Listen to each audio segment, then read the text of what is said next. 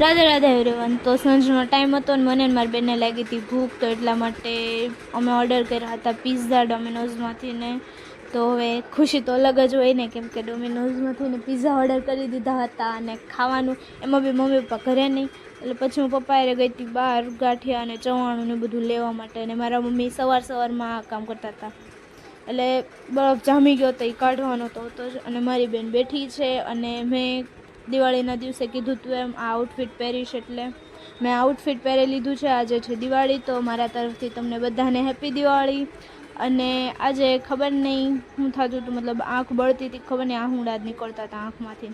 અને પછી દેખાઈ ગઈ ગરોળી, એટલે મારા પપ્પા બાજુવાળા ઘરમાં હતી, હવે નીકળી હતી હું ખબર નહીં. મારા મમ્મી આવ્યા ને તો એ બૂમ પાડી, તો મેં કીધું હું હશે, ત્યારે ખબર પડી અચ્છા ગરોળી છે. પછી મારા પપ્પા આવ્યા તો ચપ્પલ પહેરીને હજુ તો ઘરમાં બી પગ નહોતો મૂકો ને, પહેલાં તો ગરોળીને મારવાનું કામ કરતા હતા, કેમ કે ભાઈ બહુ બીક લાગે. હજી નાની મોટી હોય ને તો હાલે, પણ આ તો મોટી હતી.